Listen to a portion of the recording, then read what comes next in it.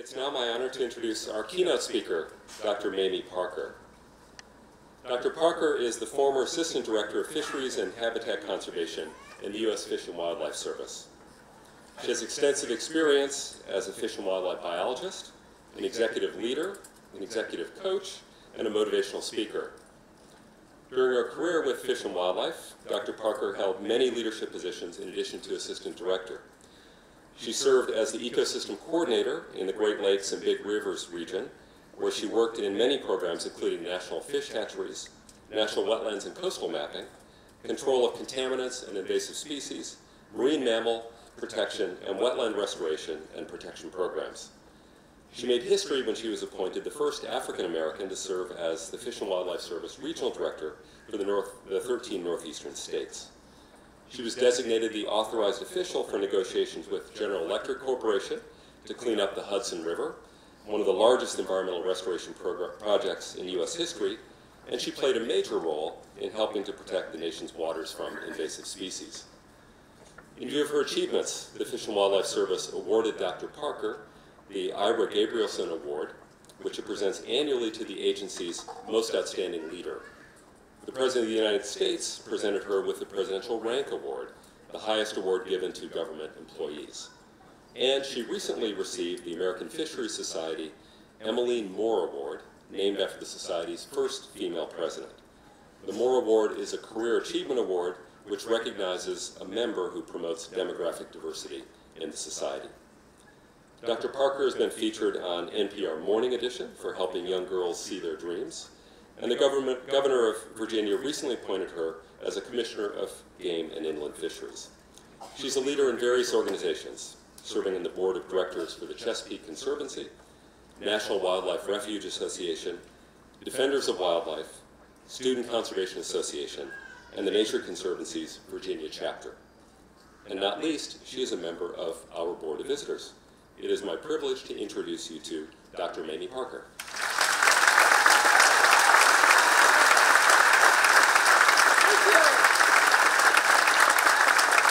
Thank you.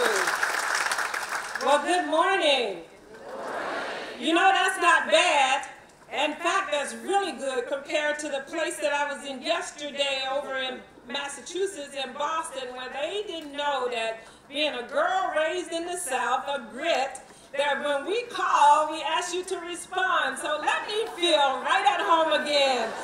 Good morning. Good morning. Thank you so much. I am so excited to be here, and certainly excited that I was invited. In fact, I want to first say it is an honor to be on the stage with people like Alexandria and other folks that are here that are bringing about wonderful messages. And so let's again give them a round of applause for all that they've done. Thank you very much. You can also shout out to all of us at Mamie Parker on Instagram or Twitter if you'd like.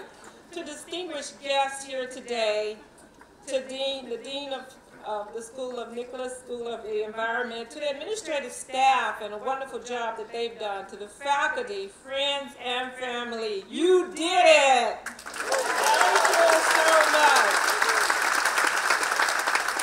Of course, we have to quote Leopold at some point in time, so I will do it right away.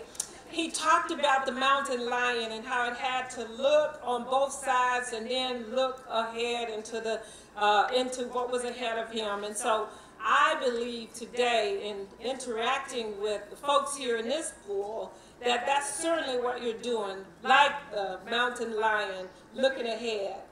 But more importantly, to the class of 2018, the extraordinary, this resilient class, this outstanding class, congratulations. Give yourselves a high five and a round of applause.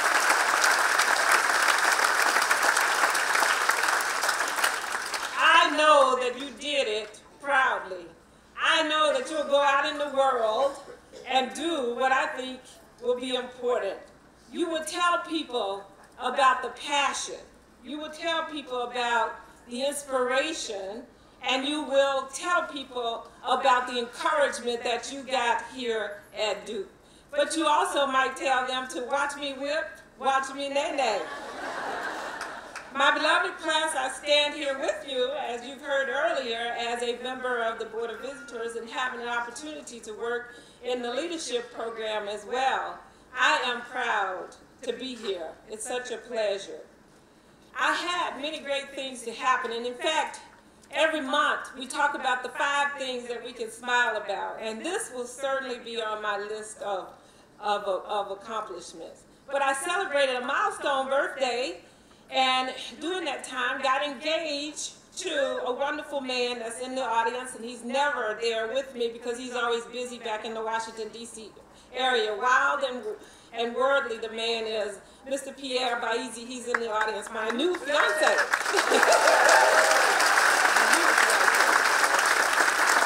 So having the pleasure of speaking here at Duke is also an honor, and I put it up with the accomplishments of my Parker Rollins Family Reunion Award that's given once a year to the Family Member of the Year, and I proudly share that with my cousin, the champion football player, Marshawn Lynch. So you all are up there with us.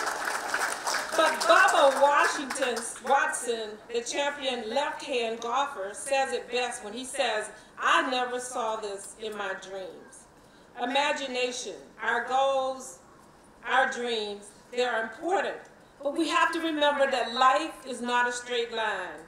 You're going to see curves, you're going to see corners, you're going to see stop signs. But you will get there if you use passion, if you continue to be inspirational, and if you continue to encourage others. And as I stand here, I ask you to close your eyes and imagine a woman in southern Arkansas. And this woman was born in the Mississippi Delta. This woman was in the segregated South. She was a sharecropper, a maid, a gardener, and an avid angler. She was pregnant with her 11th child. She had already had 5 boys and 5 girls. And deep down inside, she was hoping for a boy that she could take fishing with her. She was impressed with the President of the United States at the time because he had sent troops into Little Rock, Arkansas to escort the Little Rock 9 into Central High School. And so her 11th child was born on the birthday of the President, and I am so glad that she didn't name me Ike. But she did name me Mamie, and Mamie was the first lady of the country at the time.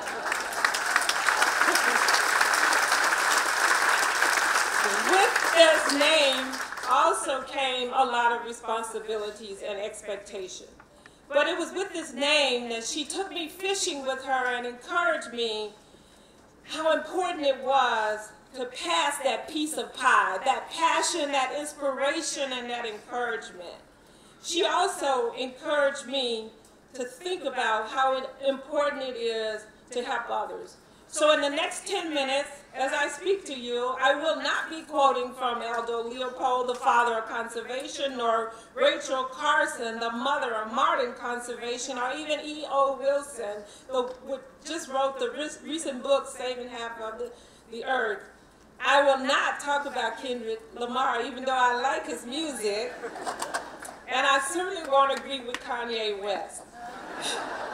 But what I will do is to quote my mother. And I think it's appropriate, because it's Mother's Day, that we celebrate the mothers in the house, or those who have served as mothers in the house. Can we give them a round of applause?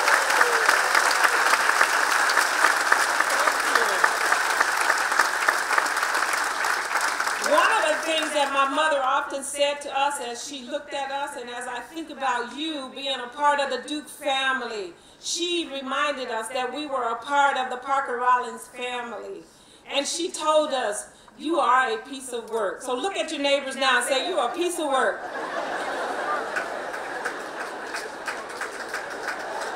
That had many meanings when my mother said it to us. In some cases, she was telling the twins that we were, and me, that we were problems and we were a piece of work.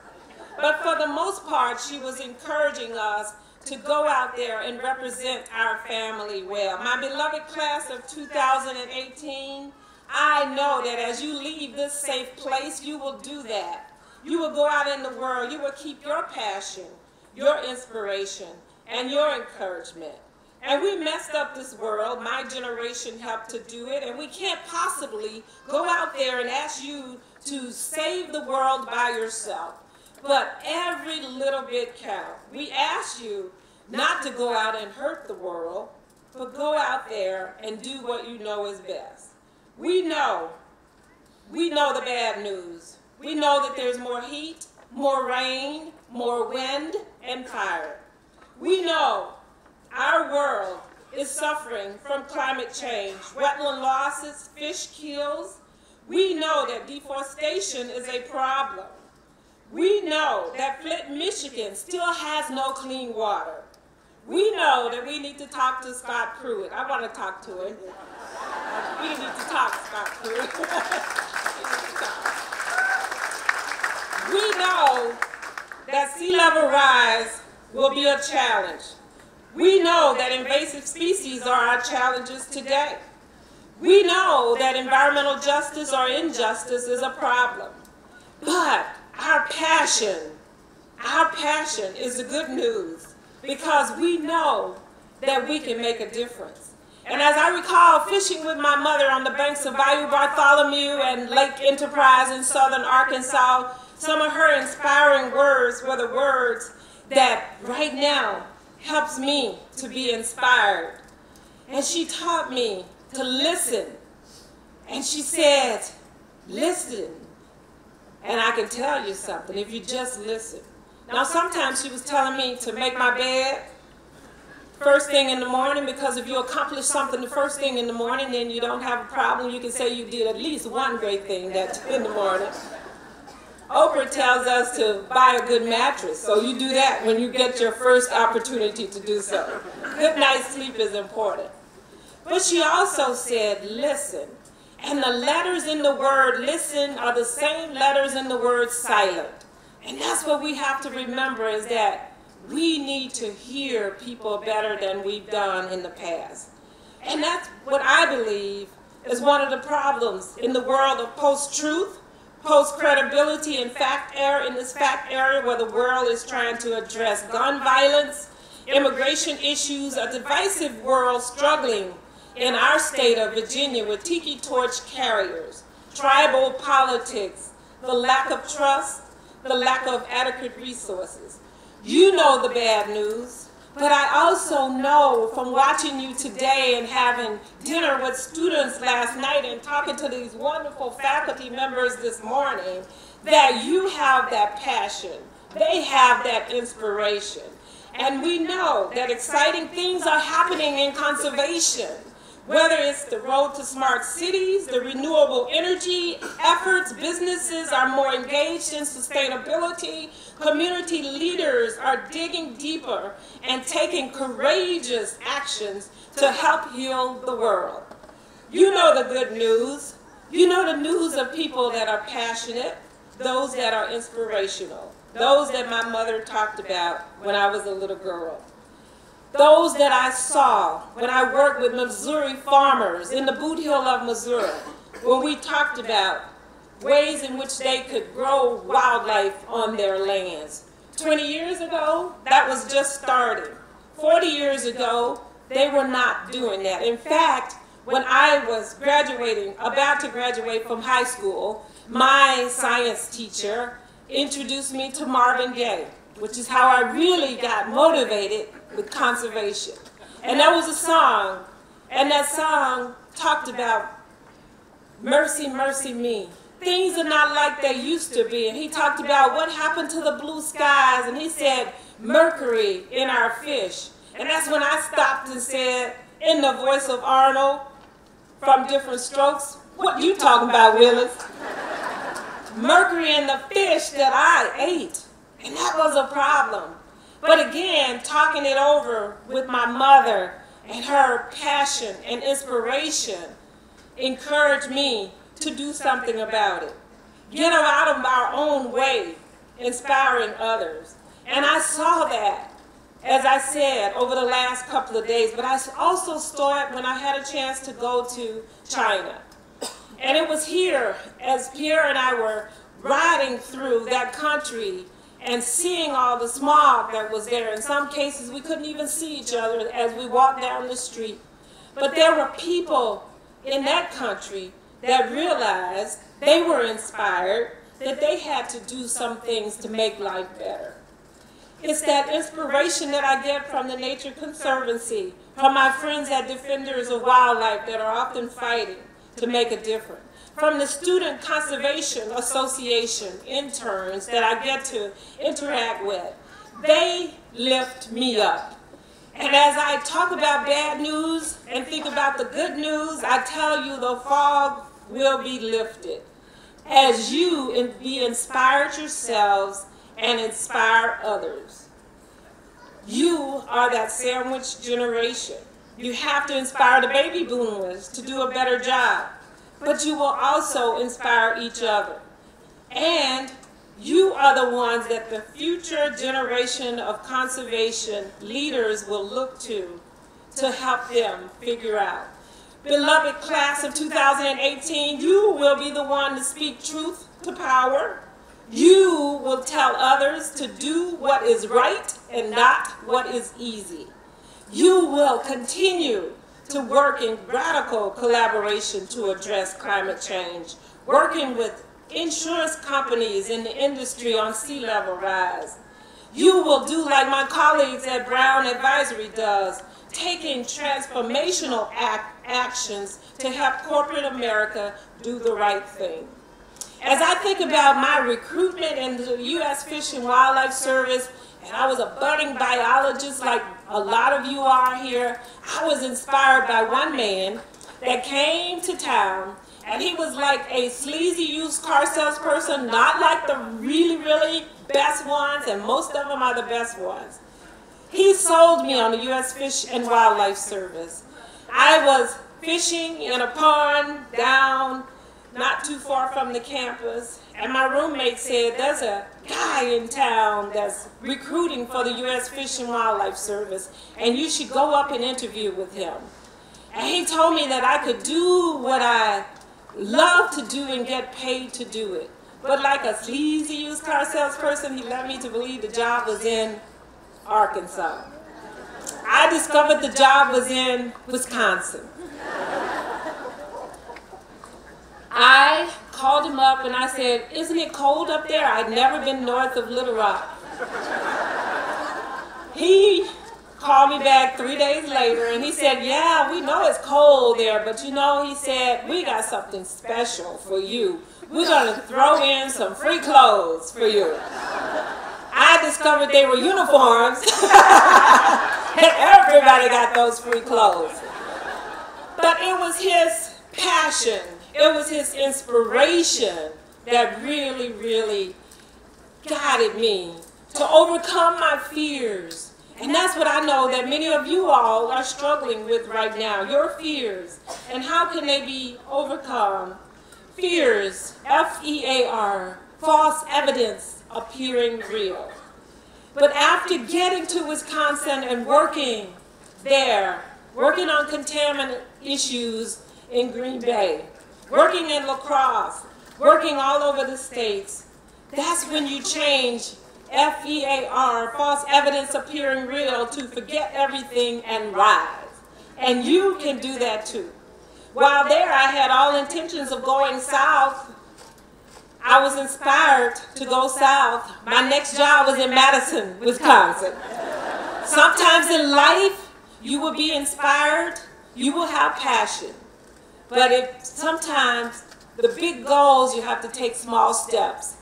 Madison, Wisconsin is exactly 121 miles south of Green Bay. But inspiration guided me to that point. It was in Madison that I had a chance to work with a lot of people and talk to a lot of people that had done research on the bald eagle and the contaminant pollution problem there. They were the ones that encouraged me. And they said, don't let the bad stuff keep you from being remarkable. Don't let the bad stuff keep you from being remarkable. My message to you.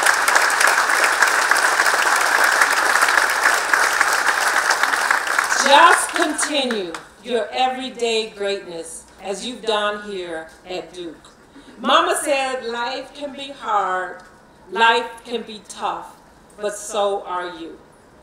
Life is long, life is a journey, but we will get through this. We just have to keep our core, we have to keep our code. You have to know when to resist, know when to respond, and know when to release. And one of my favorite movies is Frozen. And that's something that's hard sometimes for us to do, but I'm hoping you can do that. In Frozen it says, let it go, let it go. I understand, somewhere close to General Colin Powell in the Northern Virginia, Washington, D.C. area. I keep going to garage sales looking for him. Haven't found him yet. But General Powell says, get mad and get over it, so we can get on with the wonderful work that we have to do. Now, I wasn't always able to do that, and I stand here as I close and talk about passion. I talk about inspiration, and now I talk about encouragement. We won't always get it right. You won't always get it right. But the songwriter says it best when he says, we fall down, but we get up. We fall down, but we get up. For winners are losers that fall down, but get back up again and again and again. And I fell down. I finally made it south to Atlanta, Georgia. Hated it. Well, I had one of the most wonderful, wonderful jobs in the U.S. Fish and Wildlife Service. The fisheries program there had a great opportunity to work on all types of fish problems there. Had a chance to work with the manatee, had a chance to work with some great state folks there. It was here that I had a bad relationship with my boss. And this might happen to you as you go out from this safe environment. Or you might be a boss that someone has a hard problem with you. But in doing so, here's what I learned. Learned it best from Stephen Covey in his 7 Habits of Highly Effective People. I practiced those 4 cancers of life that I ask you to please, please, please avoid. Criticizing, negatively competing, comparing, and complaining. Those cancers of life, they ate me up. And I tell you that because you see leaders all the time standing as if their life is being great, but we have crazies too. But you just need to know you're crazy. Look at your neighbor now and say, I know my crazy. Do you know yours? I know my crazy. Do you know yours? I was crazy and I had to learn my crazies there. But it was here, after a while, when I realized that I was losing that passion, that inspiration, and that encouragement. And it was time for me to move on. Check your narratives because they will take away the joy. As a leader, remember to find out, because your employees are going to want to know, did you hear me? Did you see me? Am I good enough? Be persistent, but have some creative leadership. And that means a lot of different things. Stepping outside the box. Connecting the street to the elite when it comes to conservation. We have to do that, and it's not going to be easy. I tell people about my cousin Marcus in Chicago, and he wants to know more about what I do in the environmental field. He gets it when he hears about water in Flint. We have to figure out how to connect the street with the elite. We have to encourage others to work together. We have to let them know, even though budget cuts, they happen, they don't end relationships. That we have to get beyond stuck, stalled, and scared. That we have to do like champions. Keep playing until we get it right. And so, as I close with another memory of my mother. And that was us singing one of my favorite songs now. And that song was Row, Row, Row Your Boat. And I didn't ask for a gift or anything when I came. It would be nice if I got a gift, though. I like gifts. I do ask you to consider singing this song with me because there are lots of messages in it that I learned over the years from Wayne Dyer as well as my mother. When I talk about passion, when I talk about inspiration and encouragement, this song helps me do that. So join me in singing Row, Row, Row Your Boat. 1, 2, 3. Row, row, row your boat gently down the stream. Louder! Merrily, merrily, merrily, merrily, life is but a dream. That song has many meanings. Dr. Dyer says, row, row, row, don't stop. Row, row, row. My beloved class of 2018, keep rowing your boat. Look at your neighbors now and say, row your boat. The problem is we sometimes are rowing somebody else's boat. Stay in our lane sometimes. Row, row, row your boat. And then he says gently. And this one was important to me because when I first became a biologist, when I first started working at U.S. Fish and Wildlife Service, I tried hard to mimic the behavior of some of the people that seemed to be effective in what they were doing. And I was Rambo-ish. But that does not mean that I was always successful. So I learned to be gentle, gentle. Row, row, row your boat gently down the stream. Down the stream means keep moving. My favorite movie too is Madagascar, and he says, I like to, this class is real smart. I like to move it. And Will Rogers, for those of us that have been around for a while, Will Rogers says you can be on the right track, but if you're not moving, you'll still get run over.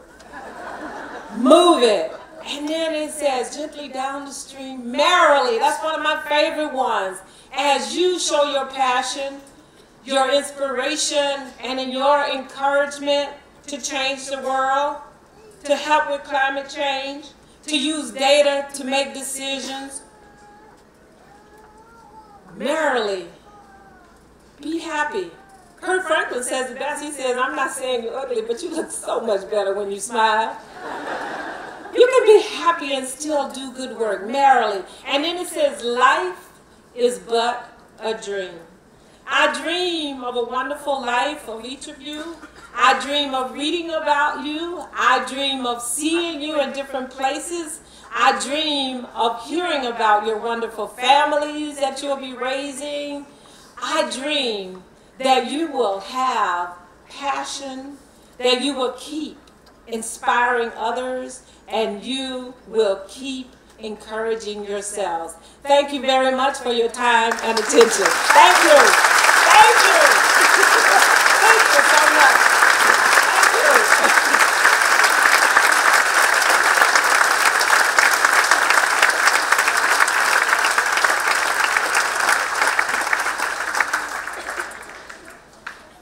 You do get a present, Mamie.